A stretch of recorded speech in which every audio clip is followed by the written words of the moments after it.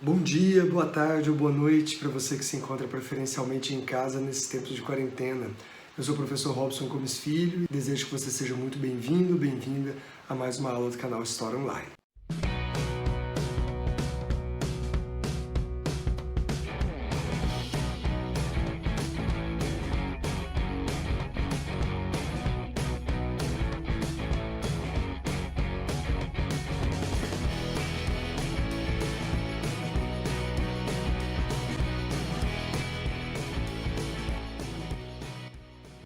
Muito bem, pessoal, hoje nós temos mais uma aula, a última videoaula dessa série de vídeos que a gente tem gravado sobre projetos de pesquisa em História.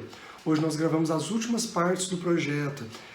Isso significa que se você chegou até aqui, não é meu aluno ou minha aluna, você está acompanhando o canal e chegou até aqui e não assistiu às aulas anteriores dessa série, eu recomendo que você assista, tá bom? A gente tem feito uma sequência importante de aulas mostrando como fazer o passo a passo de como construir um projeto de pesquisa na área de História. A nossa ideia aqui é, primeiro, perceber o que é um projeto de pesquisa, segundo, aprender como fazer, os principais capítulos que normalmente aparecem, que normalmente são cobrados para se fazer um projeto de pesquisa de TC, para se fazer um projeto de pesquisa de mestrado ou de doutorado na área específica de História, mas que evidentemente serve para outras áreas afins, outras áreas correlatas à nossa. Ou seja, essas aulas são voltadas seja para os meus alunos da disciplina específica de projetos de pesquisa em História, seja para você que é estudante de História, que pretende fazer uma pós-graduação, ou de História ou de áreas correlatas, e que tem dificuldades ou tem interesse de entender o que é um projeto de pesquisa e como fazer, tá bom? Então a ideia aqui é auxiliar um pouquinho aqueles que têm dificuldade ou aqueles que têm necessidade de fazer um projeto de pesquisa e muitas vezes estão perdidos ou faz muito tempo que fez a graduação, não se lembra exatamente como fazer. Tá bom? Mas eu recomendo mais uma vez, se você não assistiu às primeiras aulas dessa série sobre projetos de pesquisa em História, eu recomendo que dê uma olhada nos links que eu coloquei disponível aqui na descrição do vídeo para seguir a sequência direitinho, tá bom? Como eu disse, essa é a nossa última aula de projeto de pesquisa em História, que a gente vai ver os últimos capítulos de como fazer um projeto de pesquisa em História, e aí, evidentemente, eu vou continuar à disposição para a gente continuar dialogando, para a gente continuar debatendo e tirando dúvidas de qualquer um que seja meu aluno ou de você que acompanha o meu canal sobre como fazer esse projeto de pesquisa, tá bom? Vamos começar a aula? Olha só, começo mais uma vez, como sempre, destacando a nossa referência biográfica. Toda essa discussão que a gente está fazendo em torno do projeto de pesquisa em História está pautada no livro do professor José de Assunção Barros, o projeto de pesquisa em História, publicado pela editora Vozes, no Rio de Janeiro, do ano de 2007, tá bom? Para você que gostou da bibliografia, que gostou da discussão e tem interesse em comprar, em adquirir o livro, vou deixar aqui na descrição do vídeo também um link para você encontrar o livro para poder adquirir, tá bom? Então, olha só, nós já discutimos, fazer uma pequena revisão rapidinha sobre o projeto de pesquisa em História, nós já discutimos o que é e para que serve um projeto de pesquisa. Nós já discutimos a flexibilidade necessária que tem que ter e como pensar essa flexibilidade do projeto de pesquisa. Nós discutimos também as partes do projeto de pesquisa, e aí a parte onde, o momento que a gente se detém um pouco mais, com um pouco mais de cautela, falamos da delimitação do tema, falamos da justificativa, da revisão bibliográfica, dos objetivos, das fontes. Agora, nessa videoaula de hoje, nós vamos falar de hipótese, fundamentação teórica e cronograma, tá bom? Vamos começar então com as hipóteses. O que é esse capítulo de hipóteses normalmente obrigatório em qualquer projeto de pesquisa? Olha só, as hipóteses são as respostas possíveis ao problema de pesquisa apresentado no projeto. É o momento no qual a imaginação antecipa o conhecimento, são suposições baseadas naquilo que previamente já se conhece sobre o objeto de pesquisa. Então, olha só, pessoal, nós falamos nas aulas passadas que o projeto gira em torno de uma questão de pesquisa, que também nós chamamos de problema de pesquisa ou problemática. Esse problema de pesquisa, essa questão de pesquisa, é a espinha dorsal do projeto. Por quê? Porque o seu projeto todas as partes dele giram em torno da questão que você quer responder. Toda a pesquisa, a execução da pesquisa, é justamente o processo de construção de resposta, de obtenção de resposta por meio da pesquisa, por meio do processo empírico com as fontes, em relação à pergunta feita no projeto. Por isso, sem projeto, não há pesquisa. E sem problema de pesquisa, sem pergunta de pesquisa, também não há projeto. Ok? Nós vimos isso nas aulas passadas. Agora, é importante que quando você faz uma pergunta, você já tenha algumas ideias do que sejam as possíveis respostas, ok? E isso é justamente a hipótese. A hipótese, portanto, é ou são as respostas que você pensa, que você imagina que vai encontrar nas fontes, que vai encontrar no processo de pesquisa em si, sobre a pergunta que você fez.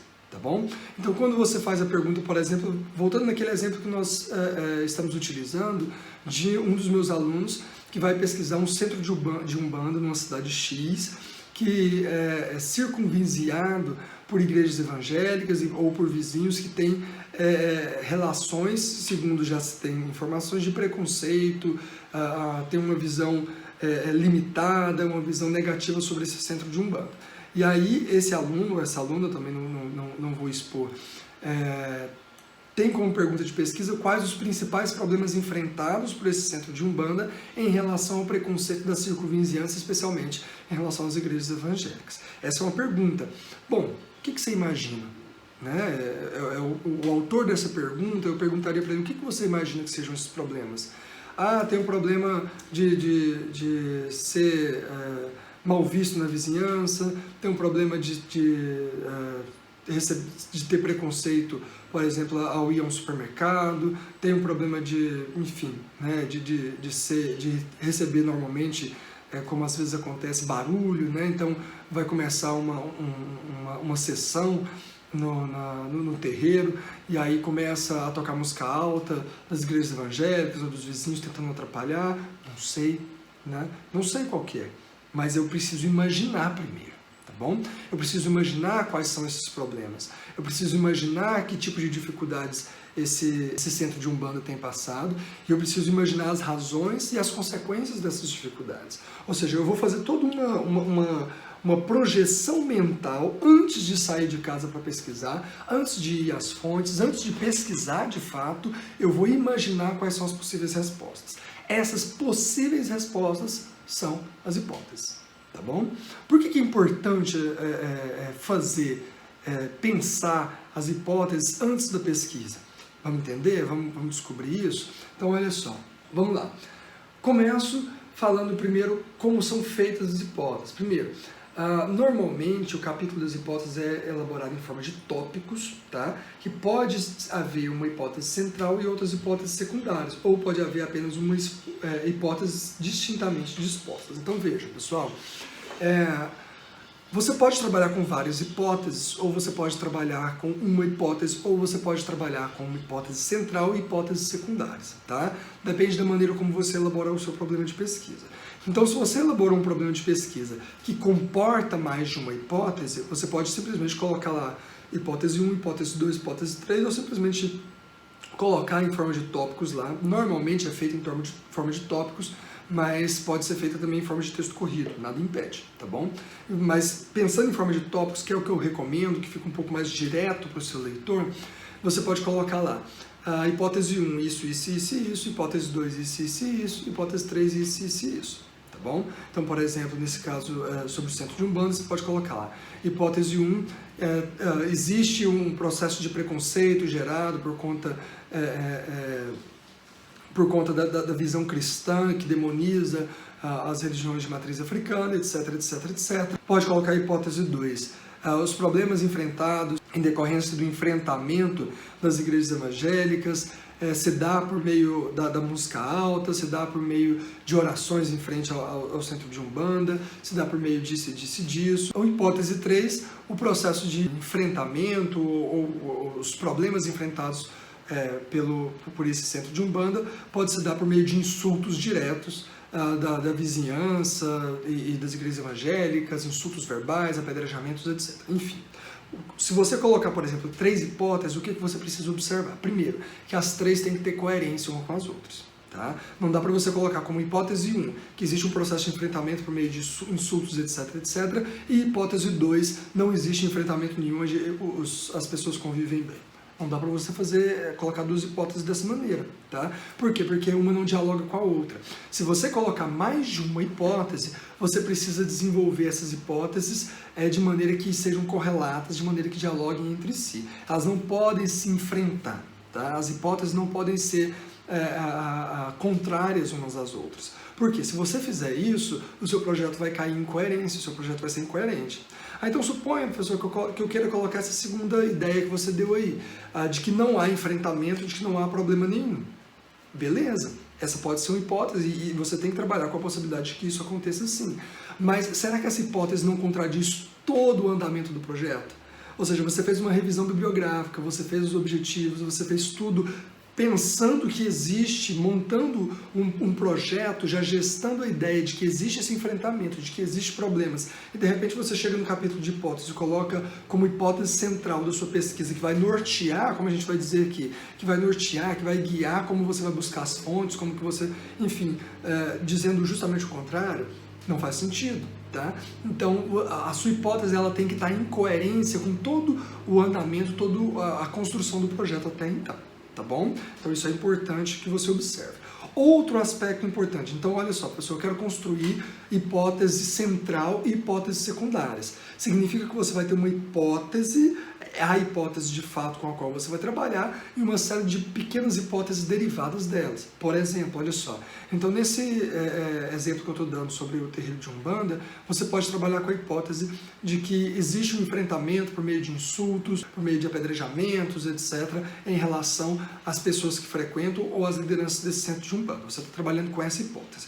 E aí você quer trabalhar o que seriam as hipóteses secundárias. Você vai dizer o seguinte, olha, então, por exemplo, as razões desse enfrentamento direto decorre do desconhecimento sobre as religiões de matriz africana, ou os enfrentamentos diretos, os insultos decorrem do processo de demonização histórica das religiões de matriz africana feito pelo cristianismo, ou esse processo de enfrentamento decorre da agressividade também por parte do centro de Umbanda, que também enfrenta os cristãos, que também responde a esses insultos. Enfim, você vai trabalhar com hipóteses que derivam da hipótese central, tá bom? Esse é o modo de pensar a construção do capítulo de hipótese, ok? Vamos voltar aqui então nas apresentações, nos slides, para a gente entender um pouquinho como que vai se dar, como que vai transcorrer então, para além desse processo de construção, a importância e como pensar de fato, escolher de fato a hipótese com a qual você vai trabalhar, tá bom? Vamos lá. Então, olha só, a função da pesquisa é responder positivamente ou negativamente às hipóteses, corroborando ou não com esta. Então, veja, pessoal, a pesquisa, como eu disse para vocês, é responder o problema de pesquisa. Né? Você tem uma pergunta de pesquisa e vai fazer uma pesquisa para responder a esse problema de pesquisa. Agora, se você tem uma resposta prévia, que é a hipótese, que você supõe, uma suposição que você faz previamente, a sua pesquisa deixa de ser simplesmente responder a pergunta, ou seja, procurar uma resposta, mas passa a ser confirmar se essa pergunta, se essa possível resposta que você fez, se essa hipótese que você construiu, ela é verdadeira, ela é verídica, ou ela deve ser descartada, ou ela deve ser complementada. Percebam que, então, a construção de hipóteses prévias facilita o andamento da sua pesquisa. Percebe? Porque não se trata simplesmente de procurar respostas sem se ter qualquer ideia do que você vai encontrar. Você tem respostas prévias por meio da leitura bibliográfica, por meio do contato prévio com as fontes, enfim, pelo contato prévio que você tem com o tema, você tem hipóteses, você tem suposições. E aí essas suposições te auxiliam, te dão um passo a mais para você realizar a pesquisa. Porque, mais uma vez, a pesquisa deixa de ser simplesmente você procurar por respostas e passa a ser você confirmar, negar ou ver a necessidade de complementar as respostas que você já previamente pensou, tá bom? Por isso que as hipóteses podem ser consideradas como o fio condutor da pesquisa, assim como o próprio problema. Ou seja, tão importante quanto o problema de pesquisa são as hipóteses. Importante ressaltar, toda hipótese é provisória. A negação de uma hipótese leva a outras mais possivelmente verossímeis. A hipótese não é uma evidência, mas uma suposição. Então é preciso, ao mesmo tempo, pessoal, ter em mente que toda hipótese ela é provisória, tá bom? E é normal, é absolutamente normal e às vezes até necessário que a sua hipótese se transforme ao longo da pesquisa. Então você está fazendo essa pesquisa sobre o centro de Umbanda, de repente você começa a conversar com as pessoas, você vai lá fazer as entrevistas, você vai ver os dados, enfim, você vai para a pesquisa de campo, vai para as fontes, e quanto mais você lê sobre o assunto, quanto mais você conversa com as pessoas, mais você percebe que aquela hipótese com a qual você estava trabalhando não faz sentido. Você fala, pô, então peraí, não tem enfrentamento direto. O que acontece? Perdi a minha pesquisa? Não. Você vai reelaborar outras hipóteses. Ou seja, o projeto, como eu disse para vocês, lá no comecinho dessa série de videoaulas sobre o projeto de pesquisa em História, o projeto ele é sempre flexível. Ele tem que ser flexível. Porque quanto mais você elabora a pesquisa, mais você reelabora o próprio projeto. O que não pode acontecer é você trabalhar sem projeto, ou você trabalhar com um projeto rígido ou com hipótese rígida, por exemplo, tentando forçar com que as suas fontes respondam positivamente à sua hipótese. Não, as fontes não têm que confirmar obrigatoriamente a sua hipótese ou negar obrigatoriamente as suas hipóteses. Pelo contrário, as fontes precisam dialogar com elas, confirmar, remodelar, repensar a hipótese. Okay? Então é absolutamente normal que a sua hipótese mude e às vezes até necessário, principalmente na pós-graduação. Quando você vai para a qualificação da sua pesquisa, muitas vezes é interessante que você já tenha um projeto repensado em relação ao projeto que você ingressou no programa de pós-graduação, porque isso mostra, antes de qualquer coisa, maturidade, tá bom?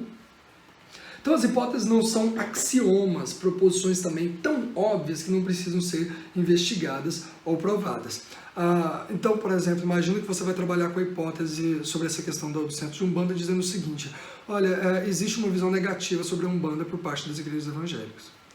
Pô, peraí, qualquer pessoa que lê minimamente sobre o tema, que conhece minimamente sobre o tema, sabe disso. Ou seja, a sua hipótese, ela realmente é uma hipótese de pesquisa? É uma hipótese que precisa ser analisada, que precisa ser verificada? Não, isso chega a ser quase um axioma, ou seja, isso chega a ser uma tautologia, é uma obviedade que não precisa ser dita. Tá? Então, tome cuidado quando você for elaborar a hipótese para não colocar uma hipótese óbvia demais. Ou seja, uma hipótese que não necessita de uma pesquisa para você saber. Então, sabendo que normalmente há uma visão negativa, normalmente há uma visão não positiva, pelo menos, ou de não acolhimento dos centros de Umbanda por parte das igrejas evangélicas, partindo desse pressuposto, você vai analisar, então, quais são os problemas enfrentados. Ou seja, você não está partindo do pressuposto se há uma visão negativa. Há uma visão negativa, isso não precisa de pesquisa para você responder a isso. A questão é quais são os problemas enfrentados por essa visão negativa. Quais são os enfrentamentos, quais são as consequências dessa visão negativa, inclusive do ponto de vista social. Okay? Então, e aí você vai elaborar hipóteses a partir de perguntas, portanto, mais complexas. Vejam, nem a pergunta de pesquisa pode ser óbvia demais, nem as hipóteses podem ser óbvias demais, porque senão a sua pesquisa perde o sentido. Não precisa fazer pesquisa para responder a perguntas óbvias ou para confirmar hipóteses óbvias. Ok? Então, a hipótese sempre, mais uma vez, como eu disse, tem que estar articulada com o problema de pesquisa. Se você tem um problema de pesquisa X e a sua hipótese não está articulada com ele, não responde a ele, seu projeto está incoerente. Então, num processo de avaliação, por exemplo, de uma disciplina como a nossa, de uma banca de mestrado, de doutorado, a banca olhar as suas hipóteses e ver que suas hipóteses não se relacionam em nada com o problema de pesquisa, você provavelmente vai perder pontos na avaliação ou vai ser mal avaliado, porque a banca vai entender, ou o professor vai entender, no caso eu, vai entender que o seu projeto está incoerente. Tá? Então, as suas hipóteses têm necessariamente que dialogar com o problema de pesquisa. É também a hipótese que direciona a pesquisa. É justamente a hipótese que dá ao pesquisador os caminhos, os locais de pesquisa, os métodos, ou seja, ela direciona as ações do pesquisador. Então, quando você tem uma hipótese, por exemplo, de que há um enfrentamento direto por exemplo, das igrejas evangélicas ou da vizinhança a um centro de Umbanda, você já tem, por meio dessa hipótese, você já tem caminhos para começar a pesquisa. Por exemplo, indo na delegacia ver se tem algum boletim de ocorrência promovido pelas as pessoas que lideram ou que frequentam aquele centro de Umbanda. Por quê? Porque se há um enfrentamento direto com insulto, com ameaças, etc., é normal que as pessoas denunciem para tentar se proteger. E aí seria uma fonte de pesquisa interessantíssima e que seria muito válida para você se tiver um boletim de ocorrência descrevendo o tipo de ameaça, o tipo de enfrentamento que teve. Percebe? Então, você tem uma hipótese e essa hipótese direciona você às fontes e à própria pesquisa em si. Então, por isso as hipóteses são importantes. A hipótese tem ainda a função delimitadora, ou seja, de ajudar a delimitar e recortar melhor o tema de pesquisa. Então, se a sua hipótese é sobre os enfrentamentos diretos, né, ou indiretos entre evangélicos e umbandistas na cidade que você está pesquisando a partir desse centro específico, etc., você não vai pesquisar em outra cidade, você não vai pesquisar um enfrentamento de kardecistas, por exemplo, você não vai você não vai analisar o enfrentamento de católicos, ou seja, você vai se delimitar nas suas fontes e naquilo que você vai pesquisar exatamente aquilo que o seu problema de pesquisa está pedindo, tá bom? E que as suas hipóteses estão te direcionando, certo? A hipótese deve ser problematizada. Isso significa que não se deve propor hipótese fora da problemática central do trabalho, ou mesmo que não possua clara relevância. Então, mais uma vez, só reforçando, se a sua hipótese não for problematizada, portanto, não estiver ligada diretamente ao problema de pesquisa, e não tiver relevância, o seu projeto é mal visto. Por quê? Porque parece a banca ou ao professor avaliador ou o seu orientador que receba, por exemplo, um projeto de pesquisa para avaliar se vale a pena a sua orientação, ele vai olhar e falar assim, bom, essa pessoa não tem ideia do que seja hipótese, essa pessoa não tem ideia do que ela vai encontrar no campo de pesquisa. E isso é ruim, tá bom? Problemas com hipóteses que podem gerar problemas na pesquisa, ou seja, vamos entender aqui agora algumas situações e possibilidades de que, tendo problema com hipóteses, você pode acabar gerando problema para a sua própria pesquisa em si. Olha só. O processo de confirmação de hipótese pode, não raramente, mudar o próprio problema de pesquisa. Quando uma dada hipótese se mostra falsa, não é raro que o problema de pesquisa se demonstre igualmente incoerente. Então, vejam, quando você tem uma hipótese e essa hipótese é falseada, essa hipótese é negada no processo da pesquisa, é preciso acender um alerta de que talvez o seu problema de pesquisa também esteja errado. Tá? Então, se você está falando, por exemplo, imagina, você construiu a hipótese de que há um enfrentamento direto entre os evangélicos e o centro de Umbanda, etc, etc, etc. De repente, quanto mais você conversa com as pessoas, mais você percebe que não há enfrentamento nenhum. Mas você percebe que aquele centro de Umbanda é acolhido pela comunidade, acolhido pela circunvizinhança, que os próprios evangélicos têm uma relação cordial com eles. Opa, peraí, a sua pesquisa inteira está perdida? Não, você pode simplesmente mudar o problema de pesquisa e, consequentemente, mudar todo o projeto. Professor, vou ter que construir um novo projeto já executando a pesquisa? Não. Pelo menos mentalmente, a não ser no projeto de mestrado que você tem que reapresentar ele na qualificação, etc., ou de doutorado, mas pelo menos mentalmente você tem que mudar as partes do projeto. Talvez compense até escrever um pouquinho, redigir alguma coisa, um novo problema de pesquisa para você se nortear. Por quê? Porque se você, nesse caso, nesse exemplo que eu estou citando, se você de repente se depara com uma situação de que não há enfrentamento, você tem que mudar o problema de pesquisa. Né? Porque você está trabalhando com quais as dificuldades enfrentadas pelo centro de Umbanda em relação aos vizinhos. Se não há dificuldades, você vai ter que elaborar um outro problema de pesquisa e, consequentemente, outras hipóteses. Mas percebe o quanto é importante você ir a campo para provar ou falsear as suas hipóteses, porque dependendo da maneira como as suas hipóteses forem falseadas, o seu problema de pesquisa tem que mudar e, consequentemente, a sua pesquisa também. Tá bom? É importante lembrar que este caso ocorre mais frequentemente quando se nega a hipótese central do trabalho de pesquisa.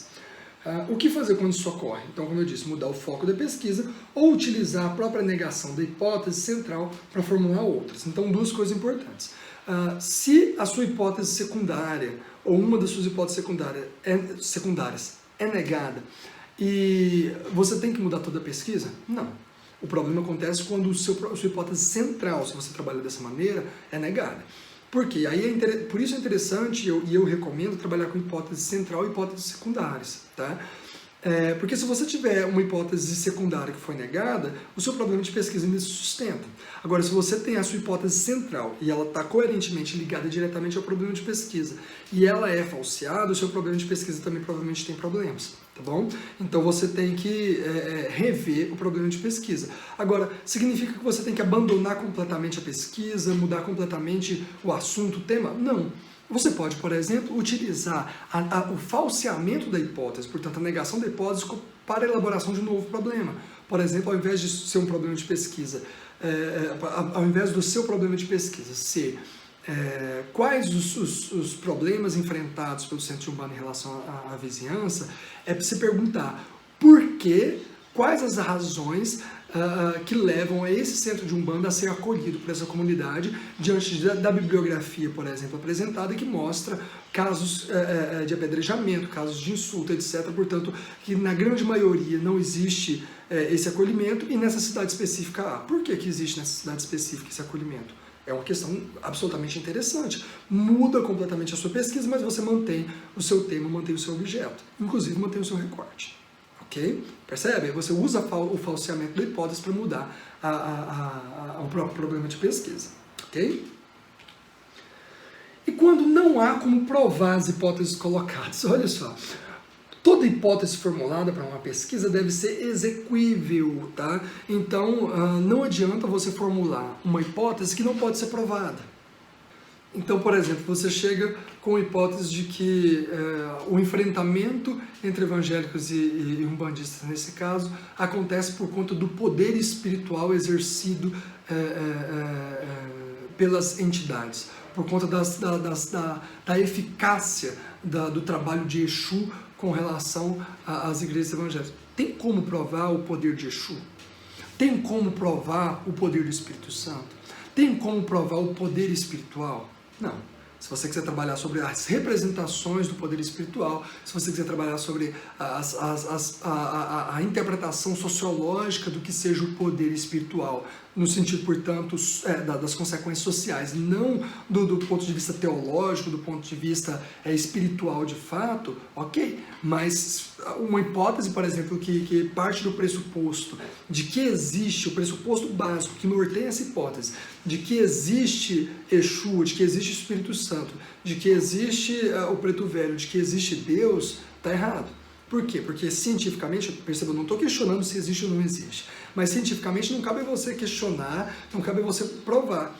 Portanto, se não tem como na sua hipótese, se não tem como na sua pesquisa, você provar que existe o poder espiritual de Exu ou do Espírito Santo, essa hipótese não é exequível. Tá? Seria como você fazer um trabalho cuja hipótese exija que você fosse ao espaço, por exemplo.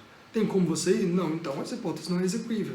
Não precisa ir tão longe, né, Robson, para ir no espaço. Mas que exija que você, por exemplo, vá trabalhar com o Egito Antigo ou com a Mesopotâmia Antiga e exija que você vá até o Iraque ou que você vá até o Egito. Você tem condições de ir para poder provar essa hipótese ou falseá-la? Não, então não é exequível. Percebam que eu disse isso lá no problema de pesquisa. Né? Se a pergunta de pesquisa ela é exequível. Né? Mais uma vez, percebam a ligação. A hipótese também tem que ser exequível. Se você não tem uma hipótese exequível, a sua pesquisa em si também é problema. A sua pesquisa também não é exequível. Tá? Você não tem como executá-la, você não tem como realizá-la. Ok? Então, quando descobre-se que não há possibilidade de se provar uma dada hipótese, não há outra solução a não ser descartá-la. Tem que descartar a hipótese. Né? Então, você de repente percebe e fala, não, peraí, tem como eu falsear ou eu provar essa hipótese? Não, então descarta ela, pensa outra coisa. Tá? Não tem outra solução. Uma hipótese que não traz consigo uma possibilidade efetiva de verificação sistemática não é uma hipótese, mas uma simples conjectura, uma suposição sem fundamento, impossível de ser verificada. Por exemplo, se existe vida em Saturno. Então, a hipótese é diferente de conjectura. Tá? A conjectura não tem fundamento nenhum. Tá? Você vai conjecturar se existe vida em Saturno, você vai conjecturar se o poder, se Exu realmente baixa no Pai de Santo, se o Espírito Santo realmente age por intermédio do pastor, ou seja, isso é uma conjectura. Não tem como você provar, não tem fundamento científico essa possibilidade, essa possível resposta que você está construindo. É diferente de hipótese, tá? A hipótese, ela parte da ideia de que existe fundamentos para que ela seja provada ou falseada. Tá? Então, sem fundamentos, portanto, sem fontes, sem execuibilidade, que prove ou que falsie a hipótese deixa de ser hipótese, passa a ser conjectura. E aí ela não serve para o seu problema de pesquisa, não serve para a ciência. Ok? Dando sequência, então, pensando aqui algumas... e aí eu quero trazer para vocês só uma reflexão super interessante sobre a solução de problemas pelas hipóteses a partir da chamada possibilidade objetiva de Max Weber. Tá? Max Weber pensava a possibilidade de se criar situações de consequências possíveis caso uma dada hipótese seja verdadeira. É uma espécie de verificação que pode dar à pesquisa sinais de que ela pode ser continuada ou não nessa direção. Então, o que é a possibilidade objetiva?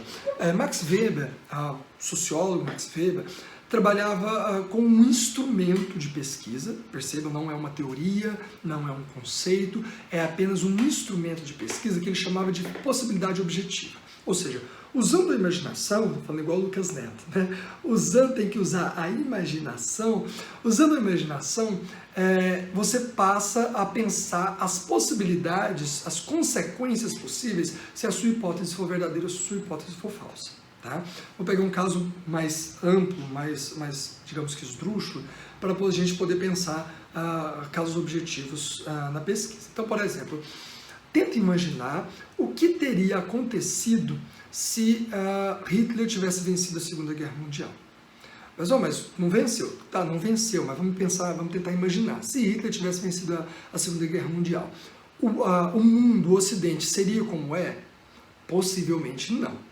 Portanto, a derrota de Hitler na Segunda Guerra Mundial foi absolutamente importante para a construção do Ocidente da maneira como ele está. Ou a construção, na verdade, do mundo como ele está. Ok? Então, isso mostra o quê? A relevância da derrota de Hitler. Isso é, basicamente, um exemplo do que seja a possibilidade objetiva. Então, a possibilidade objetiva, esse instrumento pensado por Weber, nos ajuda, embora ele não seja científico do ponto de vista de ser empírico, mas ele nos ajuda a perceber a importância de determinados eventos históricos para a maneira como eventos sucessivos aconteceram. Então, por exemplo, a Guerra Fria decorre da derrota de Hitler. Se Hitler tivesse vencido, haveria Guerra Fria? Não. Ou seja, o evento derrota de Hitler é fundamental para o evento Guerra Fria. Isso do ponto de vista da história. Agora, voltando para a pesquisa, voltando para a hipótese, como que a possibilidade objetiva pode ajudar na construção da pesquisa por meio das hipóteses? Veja, vamos pensar agora nesse caso que eu tô trazendo para vocês do centro de Umbanda nessa cidade X. Vamos pensar aqui, tá? Então suponha que a minha hipótese desse enfrentamento direto, por exemplo, com insultos verbais, com agressões físicas, com apedrejamentos, etc., seja verdadeira. É uma hipótese. Né? Se essa hipótese for verdadeira, é possível, como consequência, que o centro de Umbanda ainda esteja lá e que a igreja evangélica ainda esteja lá? Ok. Então a minha hipótese ela é possível de ser provada. Né? Ou seja, ela pode ser verdadeira. Por quê? Porque as consequências, portanto, a maneira como está hoje o seu objeto de pesquisa demonstra, ou seja, o evento histórico seria hoje, os dias de hoje, o seu objeto de pesquisa, demonstra que essa possibilidade da hipótese ser verdadeira não incorre na desconstrução da realidade como ela está. O problema é justamente quando a hipótese mude a consequência ou o evento sucessivo decorrente dela. Percebe? Então, essa é a importância da possibilidade objetiva. É você tentar construir, mais uma vez, por meio da imaginação, tá? Um processo simplesmente imaginativo, quais as consequências se a sua hipótese for verdadeira, quais as consequências se a sua hipótese for falsa. Essas consequências corroboram com a realidade ou com os eventos que sucedem ao evento que você está analisando? Sim. Ok, não corroboram, eles negam a maneira como os eventos sucessivos se dão ou a maneira como o seu objeto está agora? Negam. Então, a sua hipótese é falsa. Ok? Vamos lá. No entanto, a verificação da hipótese só pode ser feita, de fato, com a pesquisa. A possibilidade objetiva, portanto, é um exercício imaginativo e não a pesquisa em si. Então, também não confundam, tá? Pesquisa é diferente de imaginação, tá? A possibilidade objetiva é um exercício prévio para você tentar perceber a validade ou não das suas hipóteses. Agora, é só pesquisa de fato, é só o trabalho com as fontes, é só a empiria que vai provar ou falsear a sua hipótese, ok? Por fim, alguns erros muito comuns com relação às hipóteses, à formulação das hipóteses.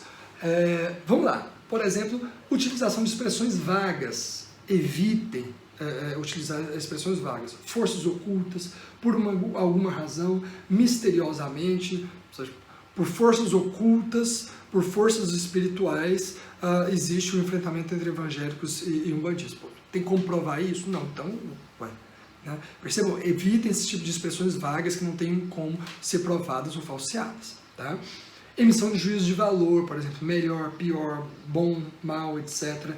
Ou uso de expressões polissêmicas não esclarecidas. Por exemplo, olha só, esse é um exemplo que o José de Assunção Barros traz no seu livro. Tiradentes foi muito menos um herói do que um mito. Sua imagem de mártir foi produto de ideologias. Tá, mas peraí, o que você está chamando de mito? O que você está chamando de ideologia? Né? Cuidado com o uso de conceitos que não estejam claros no próprio projeto, durante a formulação de hipóteses. Ou, por exemplo, você colocar hipóteses, né, nas suas hipóteses, expressões polissêmicas, vagas, o que é herói, o que é ideologia, percebe? O que é mito. Se você não trabalhou isso ao longo do projeto, seja na fundamentação teórica, seja na revisão bibliográfica, evite de colocar expressões como essa, conceitos como esses nas hipóteses, tá bom? Agora, se você trabalhou, tudo bem, né? Se está claro ao longo do seu projeto o que você entende por mito, o que você entende por herói, o que você entende por ideologia, não tem problema você colocar na hipótese, tá? Uso de expressões pouco conhecidas, sem melhores esclarecimentos, expressões de língua estrangeira, expressões coloquiais ou locais, etc. Por exemplo, você vai trabalhar com dark room, né, das boates. Né? Eu lembro de uma professora que trabalhou com as dark rooms nas boates. Você explicou ao longo do projeto o que é uma dark room?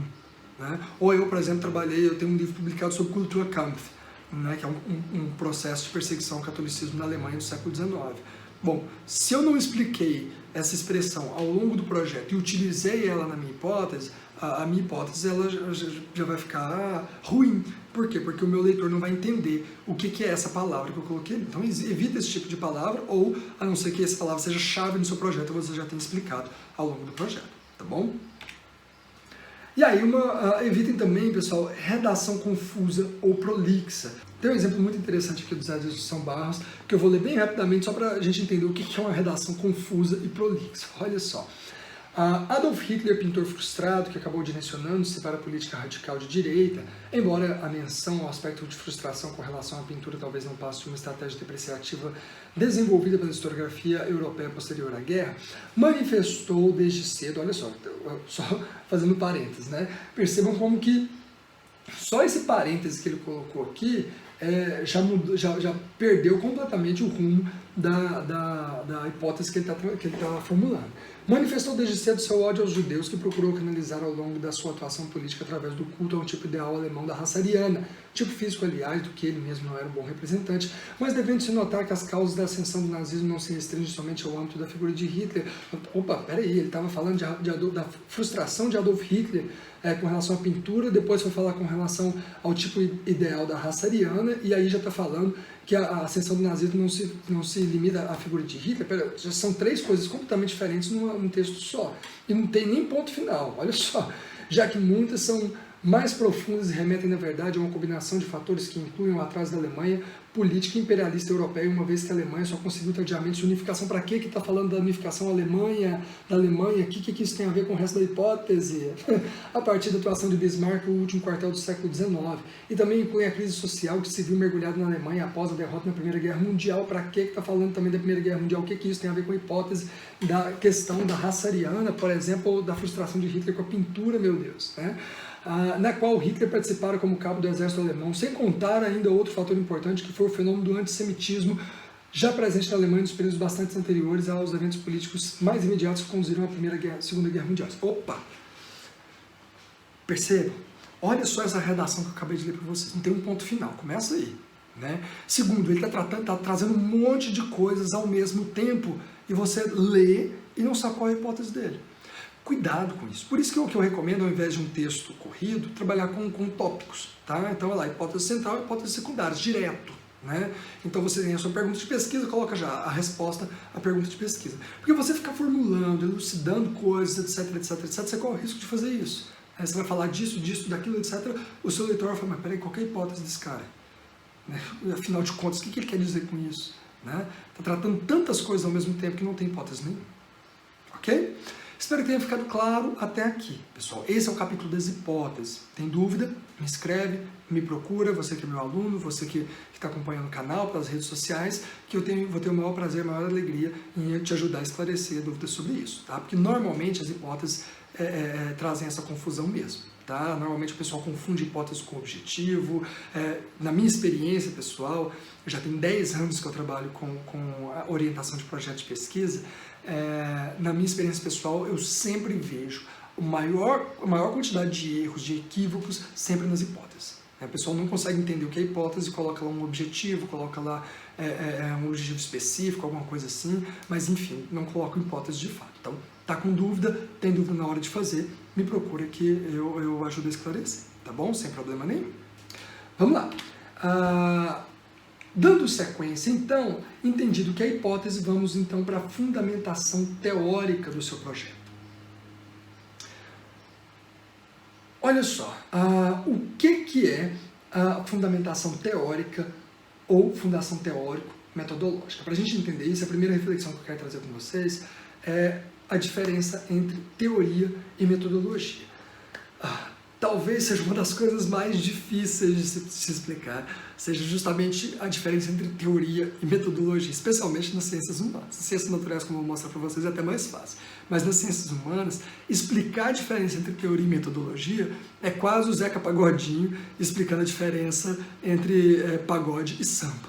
E qual é a diferença? Bom, pagode para o Partido Alto, por exemplo. Bom, pagode, esse negócio o samba...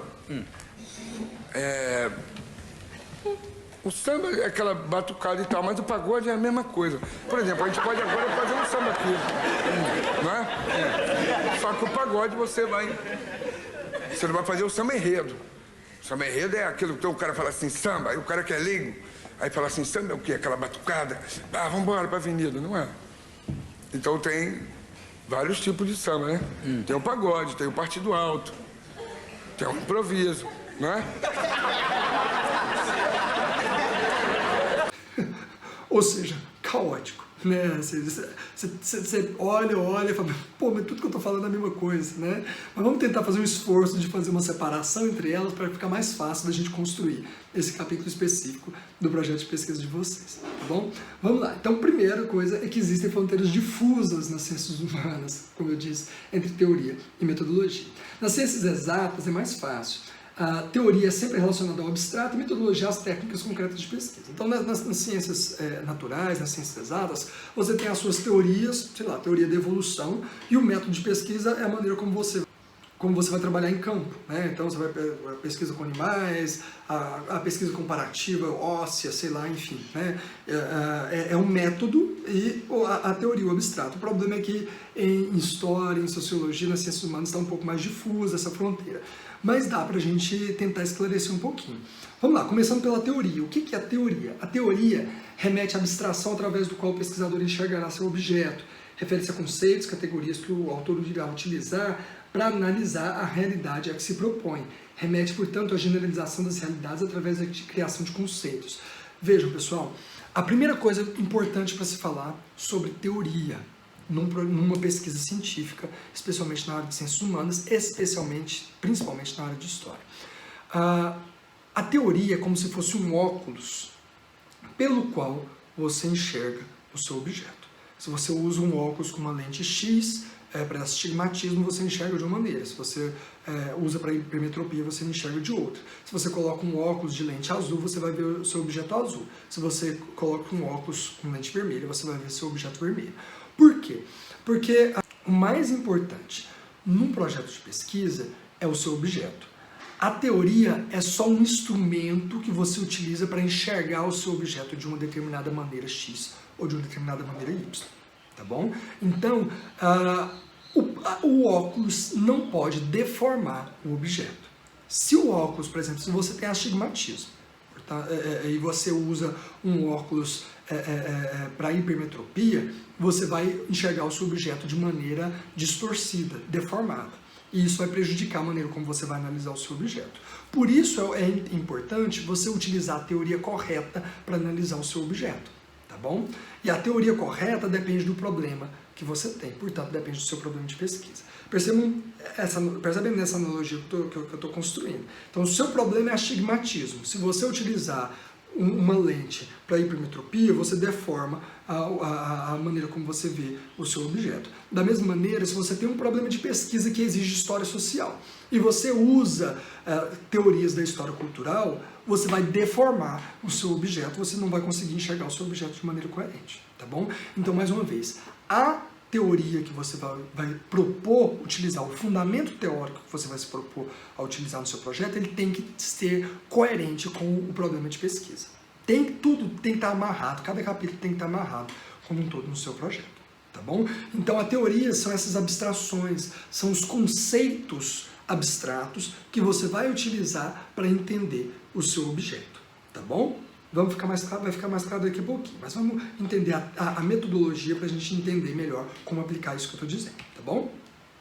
E o que é a metodologia, então? A metodologia remete à maneira pela qual o pesquisador aplicará esses conceitos, categorias, enfim, sua teoria em seu objeto de pesquisa. Portanto, enquanto a teoria refere-se ao modo de pensar, a metodologia refere-se ao modo de fazer ou modo de aplicar. Então, percebam, se a teoria é o modo de pensar o seu objeto, o modo de enxergar, a metodologia é o modo de fazer, tá bom? Então imagina que você, dando mais um exemplo prático besta para facilitar a entender. Imagina que você quer fazer um bolo, né? E você precisa enxergar os elementos, enfim, você precisa enxergar o sal, saber o que é sal, o que é açúcar, o que é farinha, por exemplo.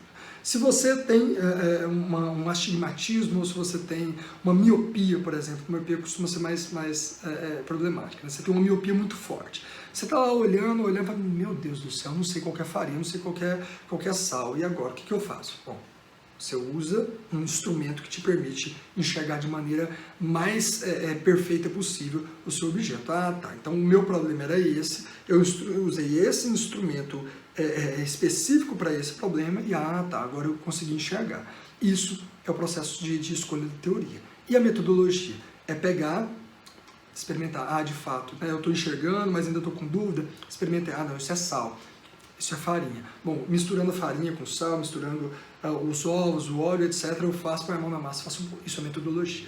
Então, como pensar ou como enxergar, teoria, como fazer, metodologia. Tá? Grosso modo é essa a diferença. Também dá para a gente utilizar uma outra metáfora interessante, olha só, a metáfora da viagem. Imaginemos que vamos fazer uma viagem de peregrinação no famoso Caminho de Santiago de Compostela, saindo da França até a Espanha, ou mesmo, se a gente for usar o caso aqui de Goiás, a Romaria de Trindade. Bom, partiremos do pressuposto, portanto, teórico, de que a Romaria nos fará puros religiosamente e que pagaremos promessas que receberemos graças, etc. Para fazermos, no entanto, temos que saber como colocar em prática. Se a partir da teoria o fundamento é o sacrifício, não podemos ir de carro, mas podemos ir a pé, de carro de boi, a cavalo, etc. Ou seja, a metodologia é a forma que realizamos nossa teoria no nosso objeto. Eu acho esse exemplo muito bacana para a gente entender. Então imagina, por exemplo, que você vai fazer uma peregrinação a Santiago de Compostela, a Aparecida do Norte, a Trindade, enfim, você vai fazer uma peregrinação. Essa peregrinação sua tem como fundamento religioso o sacrifício. Então, por exemplo, eu quero fazer uma peregrinação para cumprir a promessa que eu fiz para poder passar no mestrado, para poder passar no doutorado ou para terminar o TC. Bom, eu fiz lá, fiz ao Divino Pai Eterno a promessa que se eu conseguir terminar o TC, eu vou a pé para Trindade, de Morrinhos até Trindade, né? Então, beleza, eu vou a pé, eu vou peregrinar, eu vou até Trindade, etc., eu vou a Santiago de Compostela. Ok, tudo bem. O fundamento teórico do que você está se propondo a fazer, dessa peregrinação, é o sacrifício. Se o fundamento teórico é o sacrifício, eu não posso ir de carro. Por quê? Porque de carro não é o sacrifício. Então o sacrifício tem que ser ir a pé. Opa, então se o fundamento teórico é o sacrifício, o modo de realizar esse fundamento teórico no meu objeto é a peregrinação a pé. Percebe? Teoria, a fundamentação, metodologia, como fazer. Como executar essa fundamentação no meu objeto. Ok? Espero que esteja ficando claro. A metodologia, portanto, é a maneira pela qual o pesquisador demonstra que seu objeto, a partir daquela teoria, pode ser enxergado desta ou daquela maneira, provando ou desconstruindo hipóteses sobre ele. Ok? Mas vamos ver, se não ficou claro, me procura, você que é meu aluno, vamos tirar dúvida, eu vou orientar pessoalmente cada um dos projetos de vocês. Você que está assistindo essa videoaula, independente de quando seja, me procura nas redes sociais, tá? Se tem dúvida, se quer pedir alguma sugestão, etc., eu estou à disposição também, tá bom? Beleza, entendido isso, como fazer a fundamentação teórica metodológica? Deve-se fazer, então, na prática, tá? Deve-se fazer em forma de texto ou em forma de tópicos e subtópicos, tá? Então, você pode fazer um texto corrido explicando a fundamentação teórica sua, tá? Explicando o conceito que você vai utilizar de memória coletiva, de modernidade, de imaginário, etc. Você vai explicar aquele conceito de representação cultural, de ideologia, de dominação de classe, de dominação religiosa, de hierocracia, enfim. Você vai explicar aquele conceito. Você pode fazer isso em forma de texto ou você pode fazer em forma de tópicos. E aí eu quero dar uma dica importante para vocês. Quando você faz um projeto de pesquisa, você pensa em fundamentação teórica metodológica. Ok. Isso serve principalmente para você convencer o seu leitor, convencer a sua banca, convencer o orientador de que você já tem um conhecimento prévio, uma possibilidade prévia do que você vai trabalhar de fundamentação teórica. Mas quase 100% das vezes, quem vai definir qual a fundamentação teórica metodológica do seu trabalho vai ser o seu orientador. Tá? Normalmente, a não ser que você chegue já muito bem construído, muito bem amarrado a fundamentação teórica com o seu objeto, e aí o seu orientador vai olhar e falar assim, opa, não compensa nem mexer porque está ótimo, está perfeito, ele entendeu esse conceito, a não ser que seja assim, provavelmente o seu orientador vai dar um pitaco, vai mexer, vai falar, não, vamos por outro caminho, etc. Você tem que estar aberto a isso. Tá bom? Eu tive uma excelente experiência no mestrado, que o professor Sérgio da Mata, que foi meu orientador lá no UFOP, mudou completamente a minha fundamentação teórica, metodológica, com relação ao projeto que eu entrei. E ele melhorou bastante, eu aprendi bastante, fiz uma outra fundamentação teórica, saiu completamente daquilo que era o projeto inicial para aquilo que foi a execução da pesquisa. Agora, por exemplo, no doutorado, a professora Larissa Viana, que foi minha orientadora na UF, e o professor Thomas Fischer, que foi meu orientador na Alemanha, nenhum dos dois interferiu na fundamentação teórica e metodológica, porque entenderam que estava correta, que o caminho estava legal. Okay? Mas foi um caso específico que normalmente no doutorado a gente já chega um pouco mais maduro. De todo jeito, eu recomendo que você esteja aberto. Tá? Por isso, talvez, seja mais interessante você fazer, especialmente se é para TC, se é para um projeto de mestrado, você fazer em forma de tópicos, apresentando os conceitos, etc., do que em forma de um grande texto corrido bem elaborado. Porque às vezes também você se esforça fazendo isso, o seu orientador vai olhar e falar assim, não, Foucault não, corta, vamos para outro. Okay? Então, é um risco que você corre. Eu recomendo fazer dessa maneira, como eu estou colocando. Então, por exemplo, ou texto corrido ou tópicos, você fazer nessa sequência. Primeiro, esclarecer em qual área de conhecimento histórico seu trabalho se insere. Se é na história das religiões, história oral, história da educação, história literária, história do cotidiano, história de gênero, história cultural, história política, história social, história das mentalidades, história dos conceitos, história econômica, história da historiografia, microhistória, história vista de baixo, etc, etc. Ou seja, em qual área o seu trabalho encaixa. Tá bom? É história social. A primeira coisa que eu recomendo dizer, seja em texto corrido, seja em forma de tópicos, tá? Dizer no capítulo da fundamentação teórica metodológica é isso. O meu trabalho, o presente trabalho se encaixa na história cultural, porque eu trabalho com isso, etc, etc. Ou se trabalha com a história das religiões, ou trabalho com história social, enfim. Tá? Em qual área do conhecimento histórico se encaixa o seu objeto de pesquisa? Percebam, tem que estar coerente com relação ao problema de pesquisa e ao restante do projeto. Tá bom? Não adianta nada você ter feito uma revisão bibliográfica inteira sobre história cultural, chegar aqui na fundamentação teórica metodológica e colocar que o seu trabalho se encaixa na história social. Ok?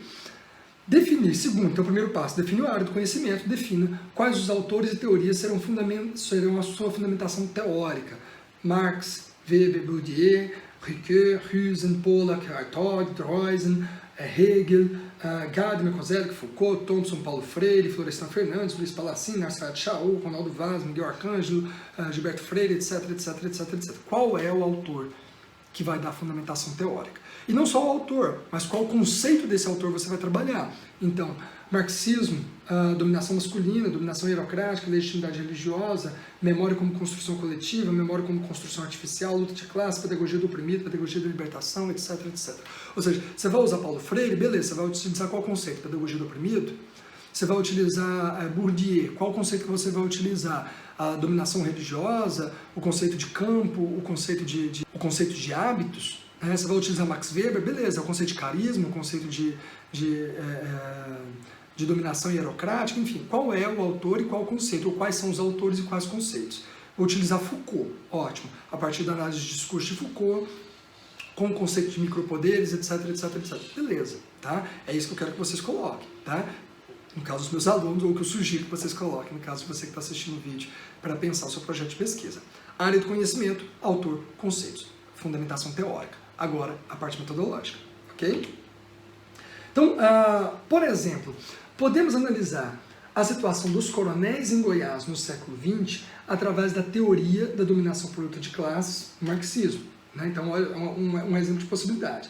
Você vai analisar a atuação dos coronéis em Goiás no século XX, esse é o seu projeto. E você vai utilizar a teoria marxista de dominação por luta de classes. Se essa é a teoria, né, utilizada, a teoria, portanto, utilizada seria a teoria de que aquela dada realidade reflete um conjunto de interesses de classe contrapondo em um campo social. As metodologias, quais são as metodologias? Podem ser diversas, análise de discurso, tipologia ideal, análise semiótica de símbolos, ou seja, a metodologia será a maneira pela qual irá evidenciar a luta de classe naquele contexto. Então veja, se a sua teoria, sua fundamentação teórica é Foucault, a sua metodologia é análise de discurso. Se a sua teoria é Max Weber, qual é a metodologia? Né? Como que você vai aplicar, por exemplo, o conceito de carisma para se pensar a religião? Você vai fazer isso através da análise, por exemplo, de jornais, através da análise de cartas. Qual é o meio pelo qual você vai executar aquele conceito? Né? Qual é o meio pelo qual você vai enxergar suas fontes? Tá bom? Isso é análise metodológica. Isso é a metodologia, portanto, é a maneira como você vai aplicar esse conceito no seu objeto.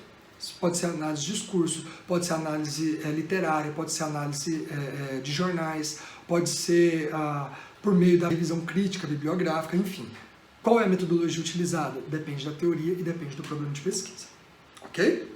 Então, nesse sentido, eu recomendo que sempre vocês apontem quais os conceitos e expliquem o que você está entendendo por aquele conceito, preferencialmente, tá? Mas, mais uma vez, não se iludam de achar que você precisa fazer um capítulo de fundamentação teórico-metodológica, especialmente se for para mestrado ou para TC.